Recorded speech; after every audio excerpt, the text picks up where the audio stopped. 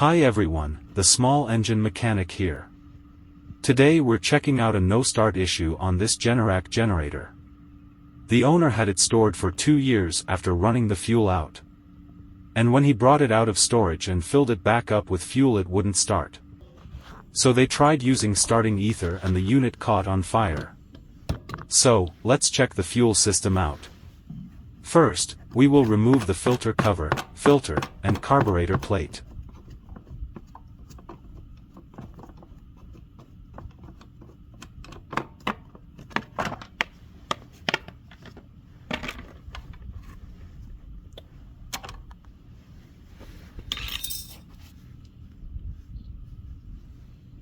The fire is obvious with the plastic melted.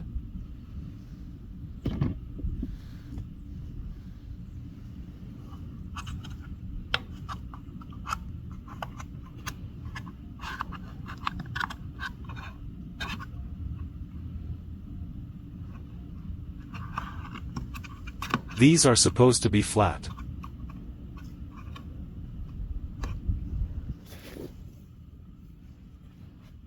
This is one of the reasons I like using brake cleaner to test the fuel systems.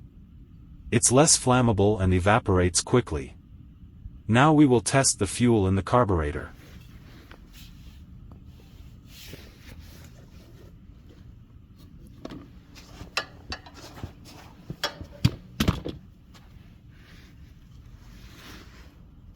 Let's remove the drain plug. Once it's loose, put a container to catch the fuel.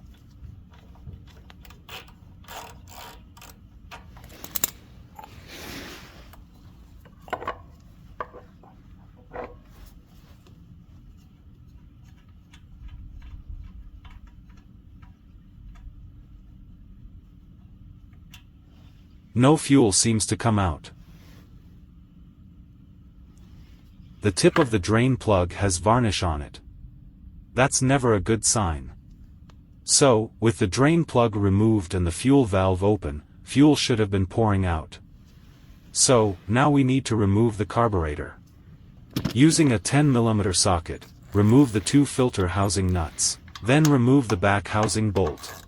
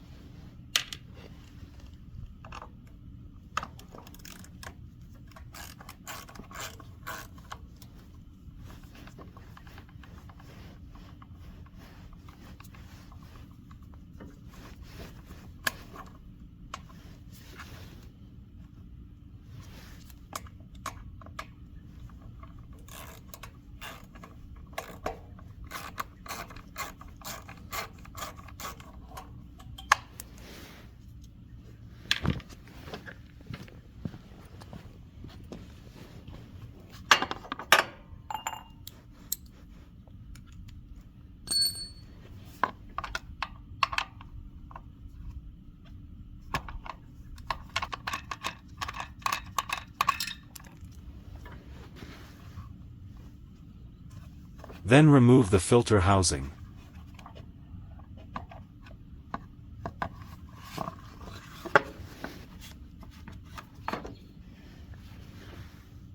Since we are going to be removing the carburetor, make sure the fuel valve is off.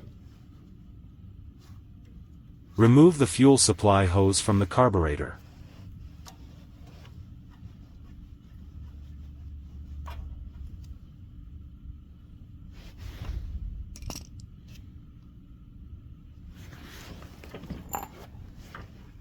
We're going to get a fuel sample here for 2 reasons.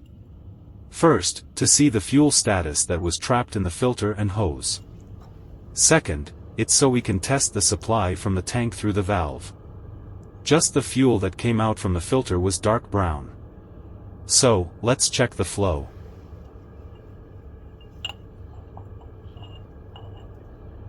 The flow is good and the fuel coming out was clean. Now we're going to pull the carburetor.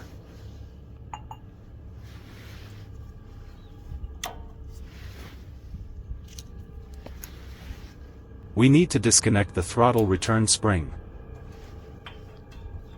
and the throttle linkage. And it's off. Check for any obvious damage. Let's open it up and see what it looks like.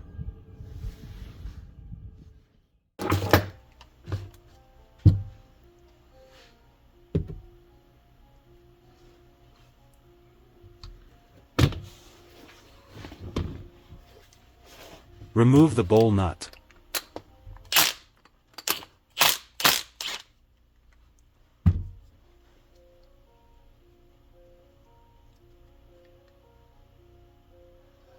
We already see the bowl nut covered with varnish. The metering holes are all clogged too.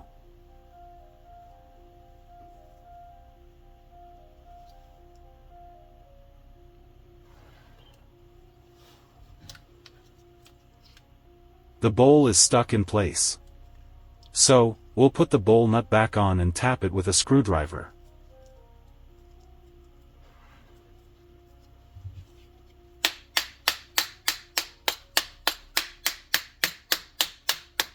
And now it's loose.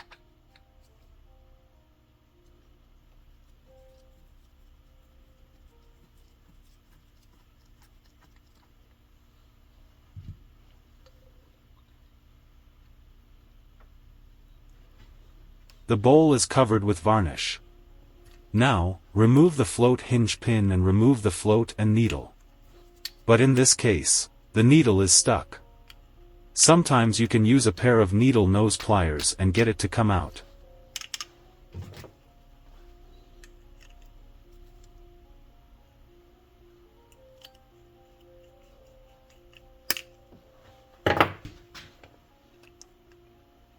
In this case, it doesn't want to come out. So we'll put it in the ultrasonic cleaner and see if it will break loose.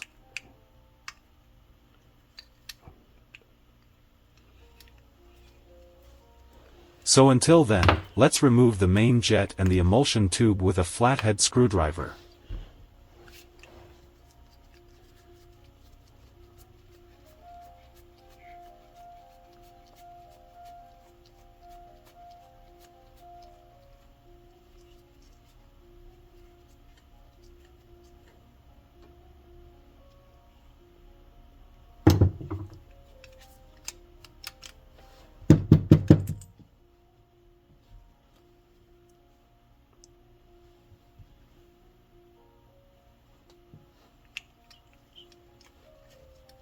Now we will remove the idle screw.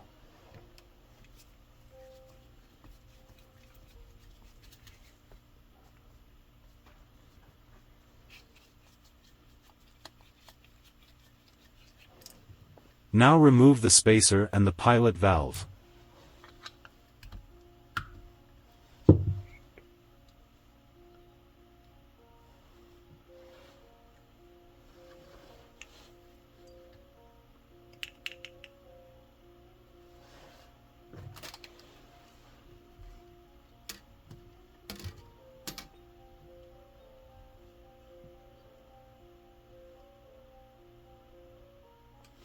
And put everything in the basket for the cleaning progress.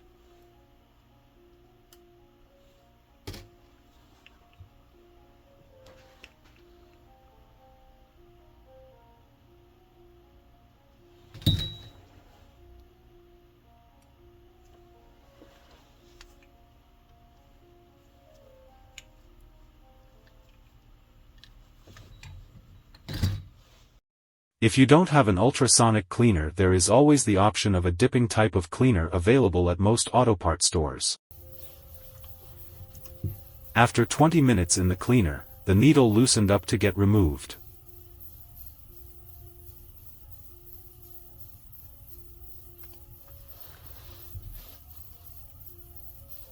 You can see the varnish on the sides of the needle.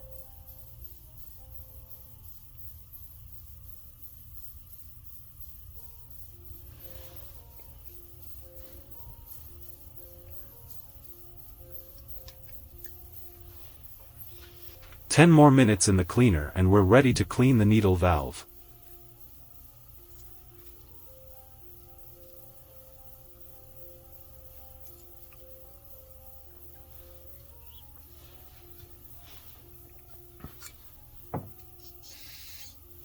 I'm using a flute brush to clean the inside of the valve.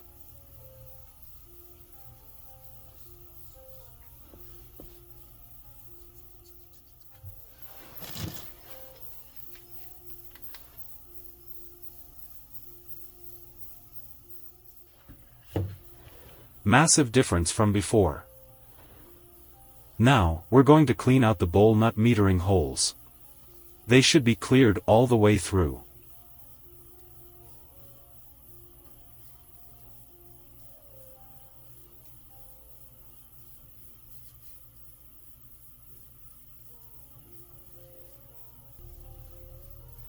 And the needle has been cleaned too.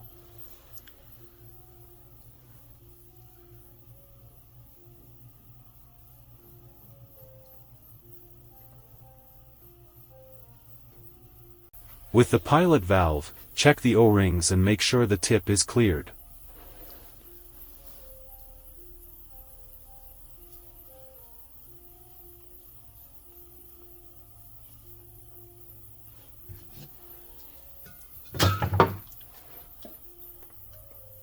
I use the brake cleaner for this too. You should see the cleaner coming out of the hole on the side.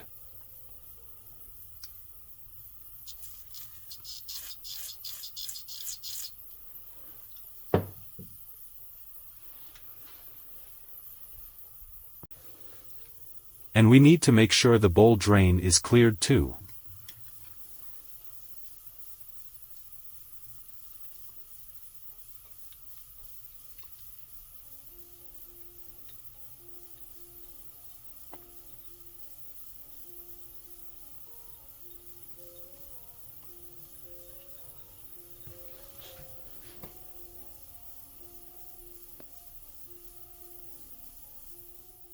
Now that everything is cleaned and dried, it's time for reassembly.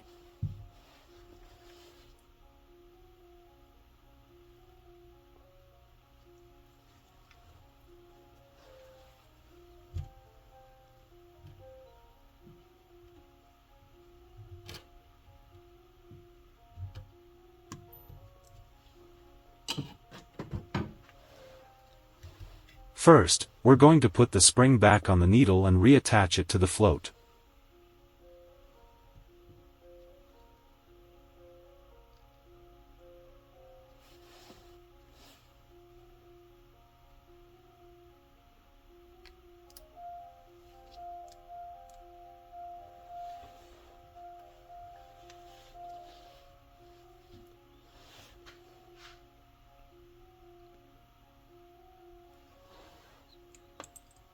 Then the emulsion tube, making sure the long tip goes in first, then the main jet is next.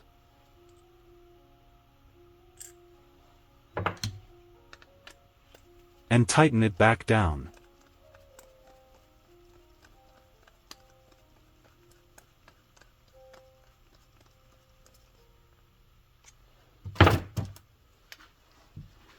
Now the float and needle.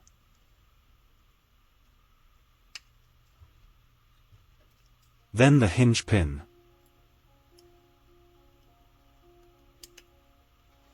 Then the bowl.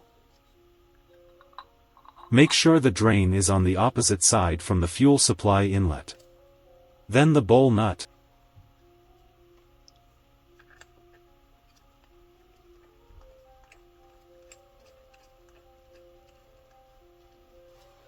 And tighten it down.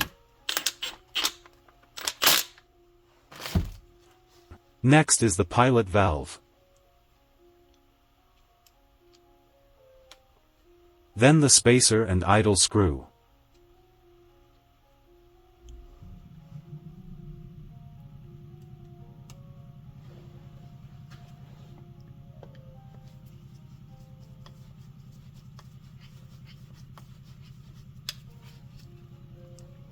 I tighten it till it just hits the throttle arm.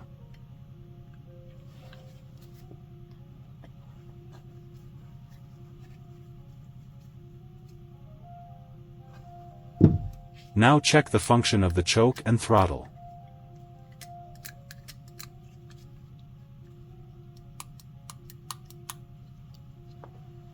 Now let's reinstall this.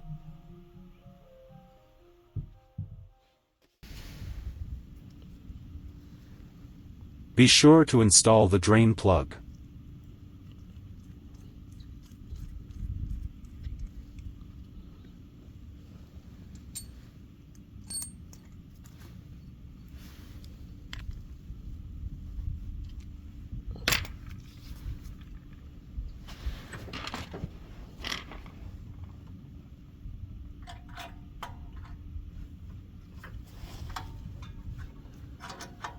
Start sliding the carburetor back on.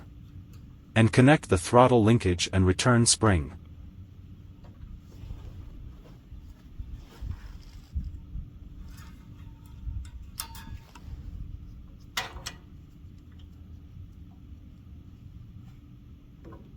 Then the fuel supply hose and clamp.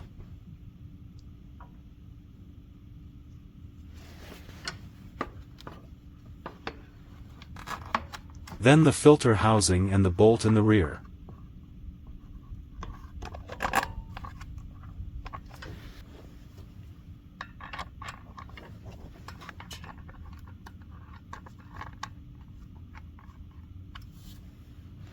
The 2 filter housing nuts.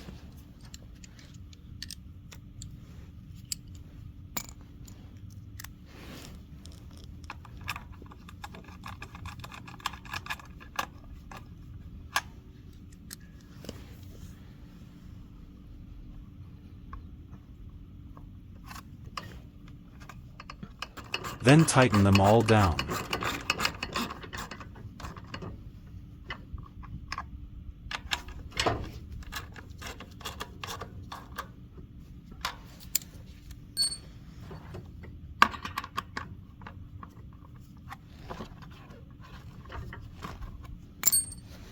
Check that the choke works and the throttle works smoothly.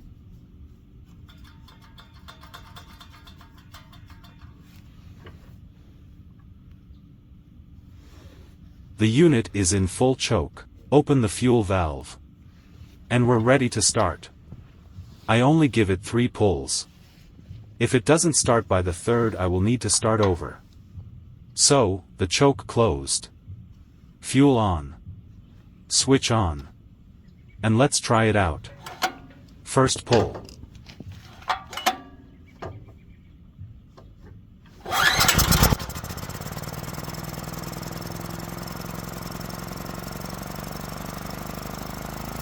And it sounds good.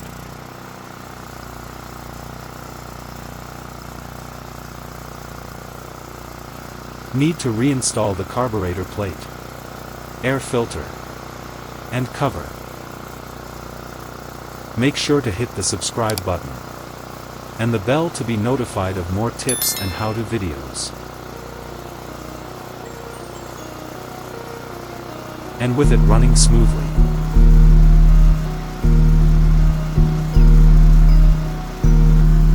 that can only mean one thing. It looks like another one is good to go.